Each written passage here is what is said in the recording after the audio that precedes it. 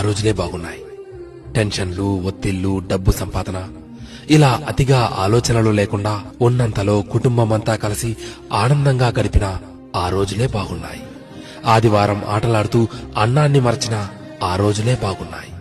Mineral water గోల లేకుండా కుళాయి దగ్గర, బోరింగుల దగ్గర, బావుల దగ్గర నీళ్లు తాగిన ఆ రోజులే బాగున్నాయి. ఎండాకాలం చలివేంద్రాల్లోని చల్లని నీళ్ల కోసం ఎర్రని ఎండని సైతం లెక్క చేయని ఆ రోజులే బాగున్నాయి.